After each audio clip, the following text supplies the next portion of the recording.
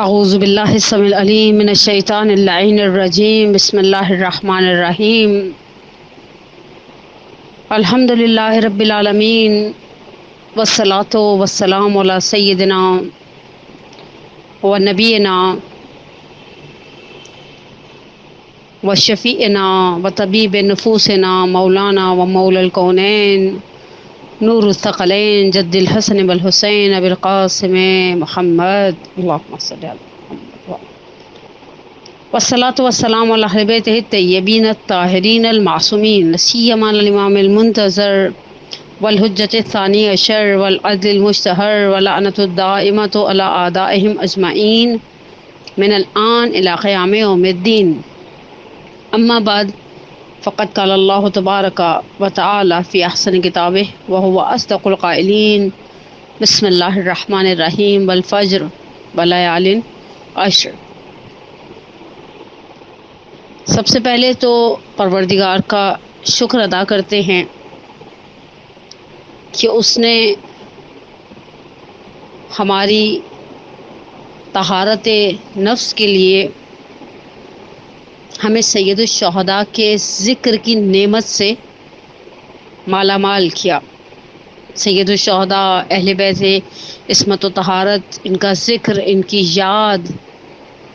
یاد کو برپا کرنا، عزاداری ابا عبداللہ الحسین سے وابستہ کیا، سید الشہداء کی یاد سے وابستہ کیا، اور وہ حرارت ہمارے قلوب میں دی کہ جس کے لیے خود معصوم علیہ السلام نے فرما دیا ان لقتل الحسین حرارتا فی قلوب المؤمنین لا تبردوا ابدا. بے شک قتل حسین کے لیے، شہادت سید الشہداء کے لیے مومنین کے دل میں ایک حرارت ہے جو کبھی بھی ٹھنڈی نہیں ہوگی. اور یقینی سی بات ہے سید الشہداء ان کے عظیم ساتھی جن کے لیے ہم زیارت عاشورہ میں یہ کہہ کر سلام بھیجتے ہیں، بلکہ ہمیں سکھایا گیا کہ اس طرح سے سلام بھیجو، السلام علی الحسین وعلی علی ابن الحسین وعلی اولاد الحسین وعلی اصحاب الحسین. سید الشہداء سے اور شہداء کربلا کے ذکر سے ہمارے اسلامی سال کا آغاز ہے. محرم الحرام کا چاند نمودار ہو رہا ہے، نمودار ہو گیا، عصاخانے سج گئے، فرش عزا بچھ گئے، اور اب ہر جگہ پر سید الشہداء کا ذکر ہے، سید الشہداء کی یاد ہے. اور کیوں نہ ہو، سید الشہداء کی قربانی اتنی بے مثال اور ایسی بے نظیر قربانی تھی کہ بقول شاعر کے لو فاطمہ کے لال نے وہ کام کر دیا، گھڑیاں کٹیں گی دین محمد کی چین سے. 56 یا 57 برس، اب بقول شاعر کے 56 برس حسین رہے ہیں رسول سے، محشر تلک رسول رہے گا حسین سے.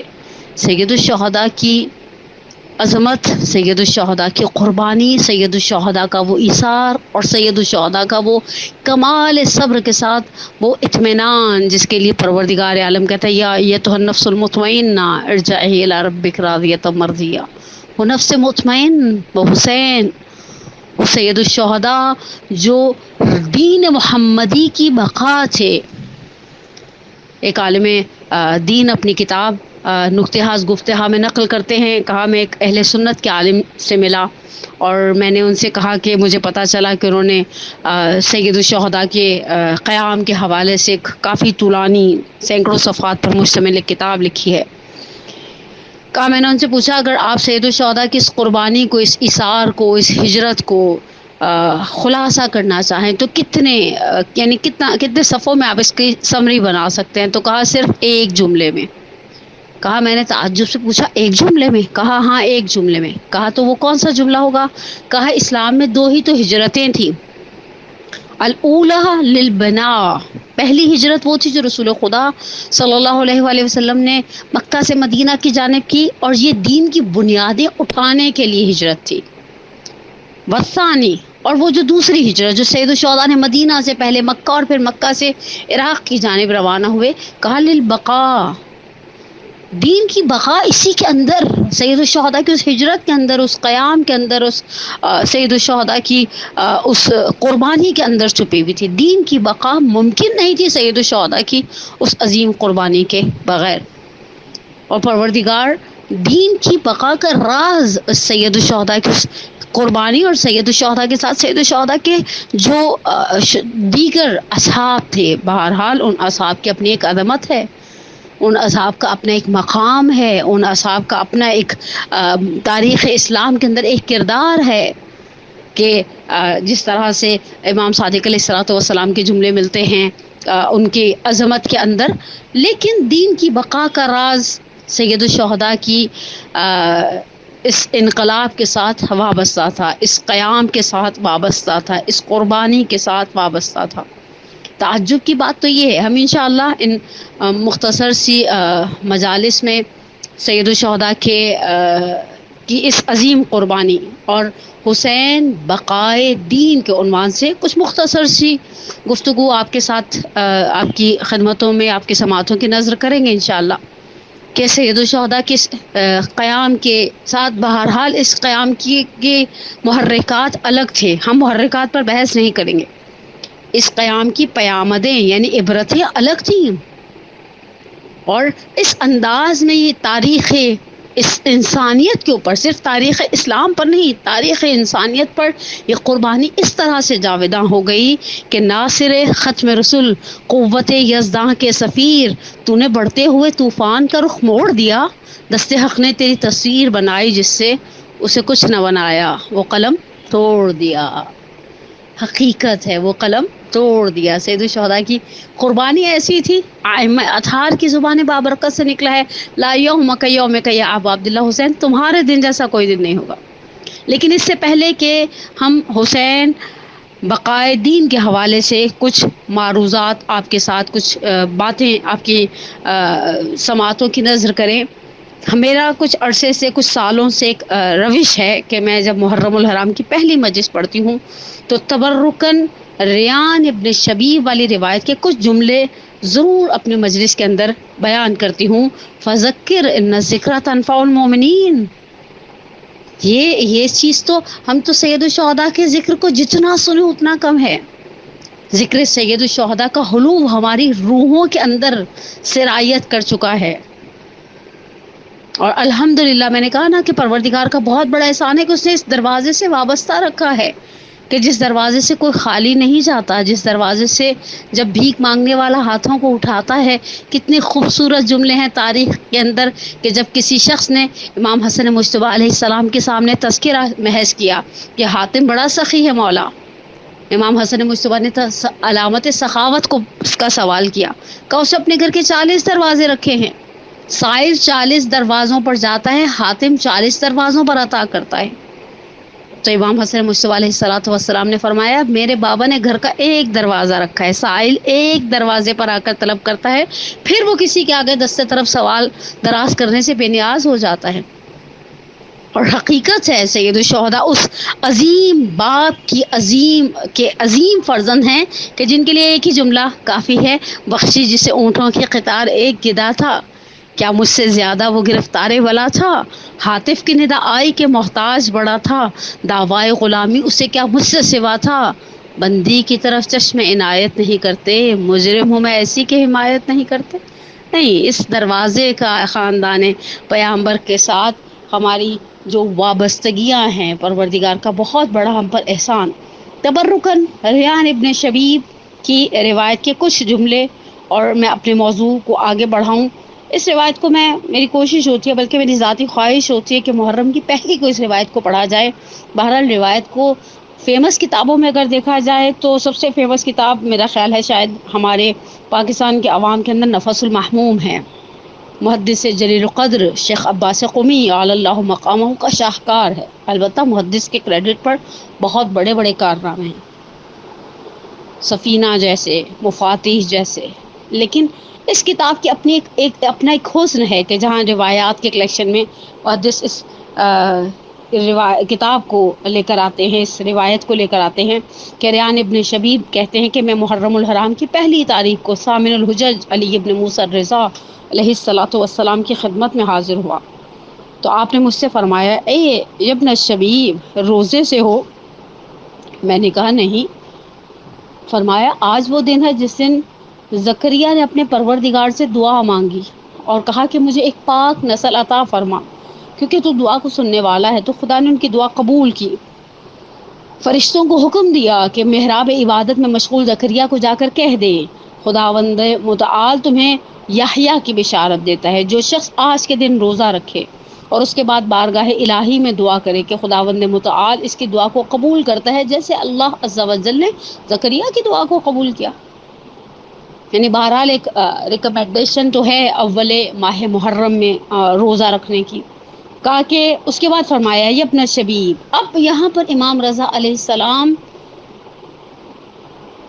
جو بیان کر رہے ہیں وہ الفاظ سید امام رضا سامن الحجت سے ہمارے پاس حدیث سلسلۃ الذہب جیسی مشہور روایت ہے، جسے بہرحال جس کے حوالے سے بہت تاکیدات ہیں، جس کے حوالے سے بہت گفتگو کی جاتی ہے منابر سے، لیکن امام رضا کی یہ روایت بھی اس قدر خوبصورت روایت ہے، ایسی مطالب کے ساتھ بھری ہوئی روایت ہے کہ جس روایت کو جتنی دفعہ پڑھا جاتا ہے انسان اس روایت کو سن کر، اس روایت کو پڑھ کر ایک روحانی مسرت، ایک روحانی سکون کا احساس کرتا ہے۔ امام فرماتے ہیں جب نشبیب کہ یہ بے شک محرم وہ مہینہ ہے کہ ماضی میں جب دور جاہلیت تھا، ما قبل اسلام کی بات امام رضا علیہ السلام فرما رہے ہیں کہ لوگ اس مہینے کے احترام میں قتل و غارت کو حرام جانتے تھے، یعنی یہ حرام مہینوں میں سے تھا، جن 4 مہینوں میں عرب قتال کو روک دیا کرتے تھے ان میں سے ایک مہینہ محرم کا مہینہ تھا۔ امام علی مقام ریان ابن شبیب سے فرماتے ہیں کہ حرام جانتے تھے اس مہینے کے احترام میں قتل و غارت کو، لیکن اس امت نے نہ اس مہینے کا احترام کیا، نہ پیغمبر اکرم صلی اللہ علیہ وآلہ وسلم کا احترام کیا۔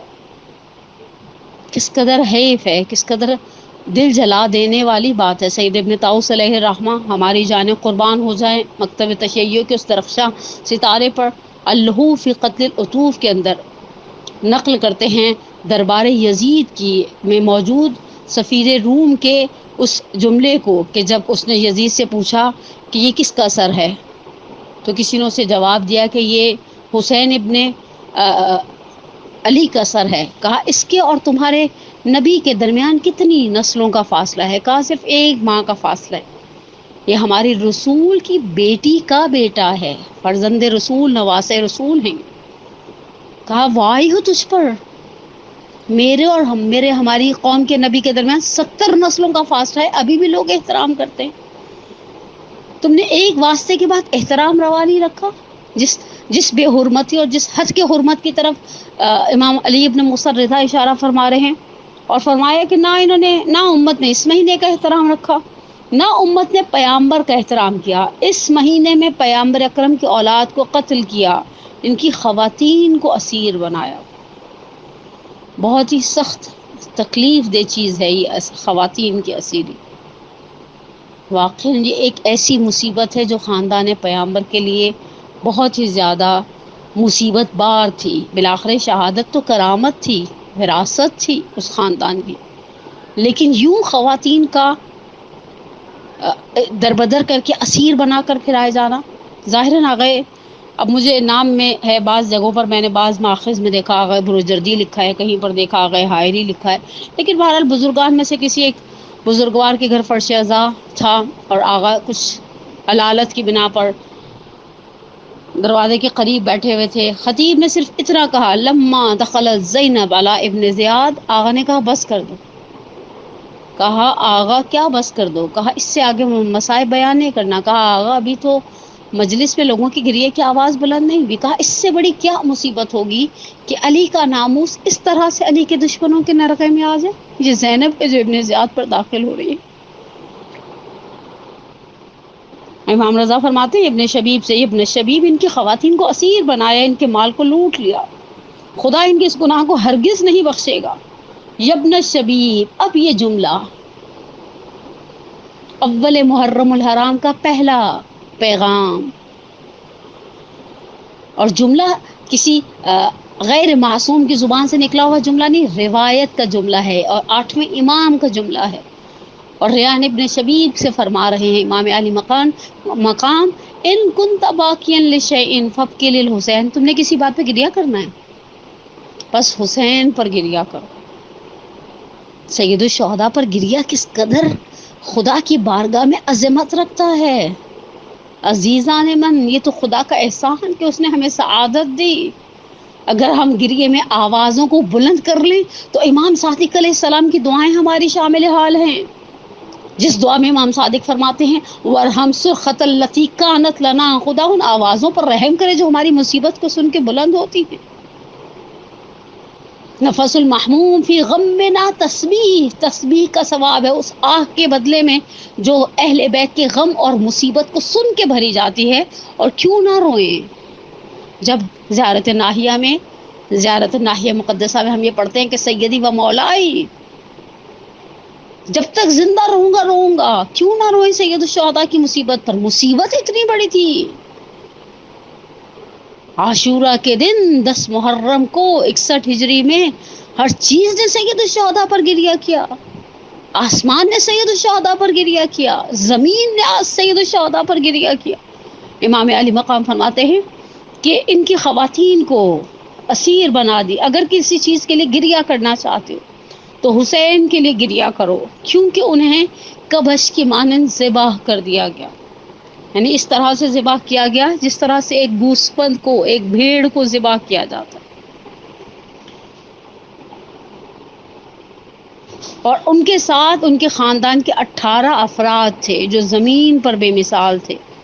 امام علی مقام فرماتے ہیں 7 آسمانوں نے ان کے لیے گریہ کیا، زمین نے ان کے لیے گریہ کیا، اور جب آپ کی مدد کے لیے 4000 فرشتے زمین پر اترے اور دیکھا کہ امام حسین شہید کر دیے گئے ہیں، یہ ملائکہ آپ کی قبر پر پریشان اور خاک آلود ہیں اور قائم آل محمد کے ظہور تک اسی حالت میں ہوں گے۔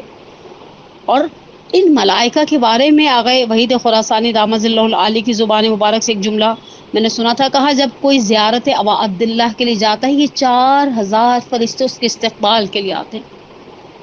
زائر بیمار ہوتا ہے یہ 4000 فرشتے اس کی عیادت کرتے ہیں، زائر مر جاتا ہے یہ 4000 فرشتے اس کی تشییع جنازہ میں شریک ہوتے ہیں۔ کہا کہ یہ 4000 فرشتے ہیں جو قیامت تک اپنے بالوں کو، یعنی اپنے پریشان ہیں، اپنے پریشان پروں کے ساتھ اور خاک آلود ہیں، اور قائم آل محمد علیہ الصلوۃ والسلام اجل اللہ تعالی فرجہ الشریف کے ظہور تک اسی حالت میں ہوں گے۔ اور ان کا نعرہ ہے یا لثارات الحسین، اے حسین کے خون کا انتقام لینے والے، یبن الشبیب، اے شبیب کے بیٹے۔ میرے بابا نے اپنے بابا سے اور انہوں نے اپنے جد امجد سے سنا ہے کہ جب میرے جد حسین مظلوم کو قتل کیا گیا آسمان سے خون اور سرخ مٹی کی بارش ہوئی۔ یبن الشبیب، یبن الشبیب۔ اس کے بعد امام کچھ جملوں کو بیان کرتے ہیں اور اس میں سے ایک جملہ صرف آپ کی سماعتوں کی نظر کروں۔ امام فرماتے ہیں یبن الشبیب، اگر تم یہ چاہتے ہو کہ سید الشہداء کے ساتھ شہید ہونے والوں کے ثواب کو حاصل کر لو تو جب بھی حسین کی یاد آئے کہنا یا لیتنی کنت معکم فافوز معکم، اے کاش میں آپ کے ساتھ ہوتا مولا۔ کتنا آسان راستہ بتایا ہے امام رضا نے، یا لیتنی کنت معکم فافوز معکم، اے کاش میں آپ کے ساتھ ہوتی۔ وہ کربلا کا میدان، وہ تپتی ہوئی دھوپ، وہ گرم ریگزار، وہ خیموں سے العطش کی صدائیں، اور وہ سید الشہداء کا صبر۔ میرا سلام ہو صبر سید الشہداء پر، ہم سب کا سلام ہو صبر سید الشہداء پر۔ سید الشہداء محرم کا چاند نمودار ہو گیا، ہم آپ کی یاد کو منانے کے لیے، گرچہ آپ کی یاد ہمارے دلوں میں ہے، ہم آپ کی یاد سے ہمارا مومن کا دل کبھی سید الشہداء کی یاد سے خالی نہیں ہوتا۔ یہ آپ کی یاد ہے جو ہمارے لیے سب سے بڑی تسلی ہے۔ ہم سب جانتے ہیں کہ ہم اپنی مصیبتوں میں ابا عبداللہ کی مصیبت پر روتے، اور آپ کے لیے بہائے ہوئے آنسو ہمیں ایک خزانے کی مانند لگتے ہیں۔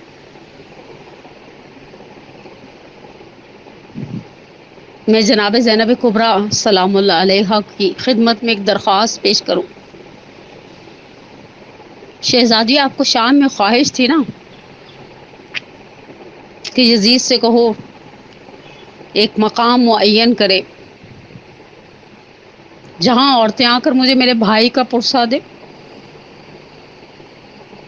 شہزادی بہنیں آئی ہیں آپ کو آپ کے بھائی کا پرسہ دینے کے لیے. مومنات جمع ہوتی ہیں فرش عزا پر آپ کو آپ کے گھر کے خالی ہو جانے کا پرسہ دینے کے لیے. شہزادی آغاز کربلا ہو چکا. حسین نواویس و کربلا کے قریب پہنچ چکے. مجھے آج تک سمجھ نہیں آیا سید الشہداء نے راستے میں جب ہلال محرم الحرام کو دیکھا ہوگا تو سید الشہداء کا کیا احساس ہوگا. لیکن ایک یاد مرحوم طالب جوہری قال اللہ مقامہ کی کرے. وہ ہمیشہ پہلی محرم کی مجلس میں جب تک وہ نشتر پاک میں پڑھتے تھے وہ کہا کرتے تھے اس محرم الحرام کے چاند کو میں نے اور آپ نے دیکھا. اگر خدا ہمیں سعادت دے دے اس چاند کو دیکھنے کی. اس چاند کو مدینے میں حسین کی فاطمہ صغرا نے بھی دیکھا ہوگا. مولا محرم کا چاند یاد دلاتا ہے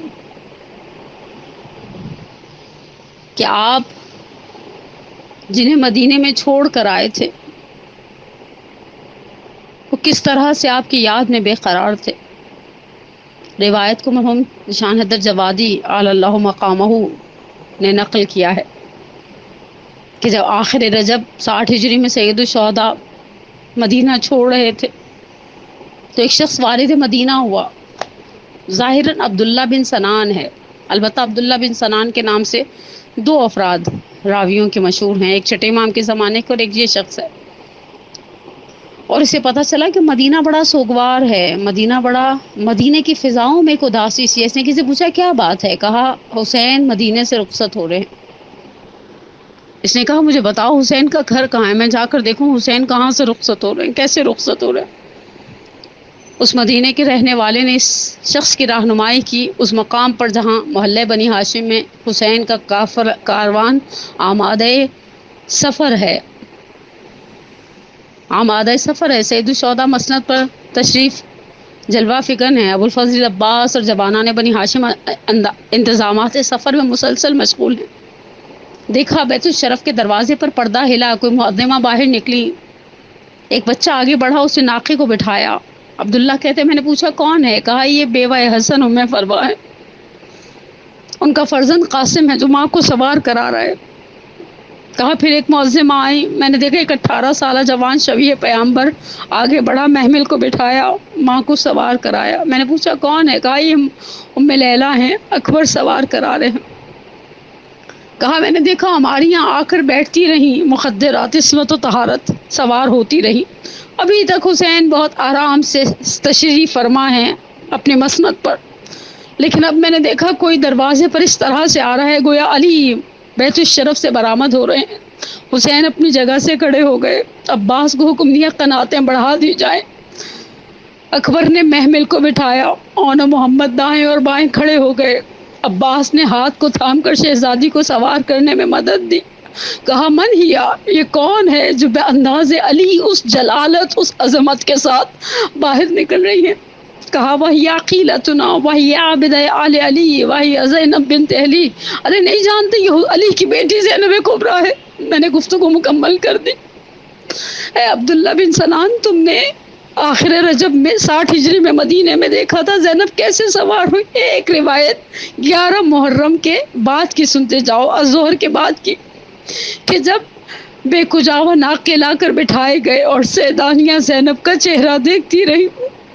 زینب نے بھابھیوں کو سوار کرایا، بہنوں کو سوار کرایا، ماں کی کنیز فضہ کو سوار کرایا، سید سجاد کو سوار کرایا، اور آخر میں علی کی بیٹی ناقے کی جانب نہیں بڑھی، ترائی کی جانب بڑھی. حمید ابن مسلم ازدی کہتا ہے میں جاننا چاہتا تھا کسے آواز دیتی ہے، شاید حسین کو آواز دے، شاید بیٹوں کو آواز دے. جب ماں بیٹوں کے ساتھ سفر کرتی ہیں بیٹے بڑا خیال رکھتے ہیں، لیکن میں نے دیکھا علی کی بیٹی زیر لب ایک ہی لفظ بار بار دہراتی ہے، یا اخی ابو الفضل العباس. اٹھو عباس، بہن واقف ہے، بازار نہیں. وَسَيَعْلَمُ الَّذِينَ ظَلَمُوا. أيام منقلب ينقلبون نسألك الله وندعوك باسمك العظيم الأعظم الأعز الأجل الأكرم اللهم إني أسألك بحق فاطمة وأبيها وبعلها وبنيها وسر المستودع فيها أن تصلي على محمد وآل محمد پروردگارا یا رب الحسین اشفی صدر الحسین بظہور الحجہ. پروردگار ہماری سب سے بڑی حاجت ہمارے ولی کے ظہور میں تعجیل فرما. پروردگارہ سید الشہداء اور شہدائے کربلا کی اس عظیم قربانی کے صدقے میں عالم اسلام کو، عالم انسانیت کو اس کووڈ-19 کی وبا سے نجات عطا فرما. ہمارے بیماروں کو شفاء عاجلہ و کاملہ عطا فرما. ہمارے پریشان حالوں کی پریشانی کو دور فرما. ہمارے پہ اولادوں کو اولاد عطا فرما. ہمیں ہمارے والدین کے لیے، ہماری اولاد کو ہمارے لیے باقیات الصالحات میں سے قرار دے. پروردگار آغاز محرم ہے، آغاز ذکر سید الشہداء و یاد سید الشہداء، سید الشہداء کے صدقے میں ہمارے تمام مرحومین، الخصوص میں اپنے مرحوم والدین کے لیے دعا گو. پروردگار تجھے کسی کی آنکھ سے نکلا ہوا ایک آنسو کا قطرہ پسند آ جائے، ان کی کبیرہ صغیرہ گناہوں کو معاف فرما. ان کی قبروں پر بہشت برزخی کے باغوں میں سے ایک باغ قرار دے. ہمیں ہمارے والدین کے لیے، ہمارے بچوں کو ہمارے لیے باقیات الصالحات میں سے قرار دے. ہم سب کا خاتمہ بالایمان فرما. ربنا تقبل منا انک انت السمیع العلیم. آمین یا رب العالمین.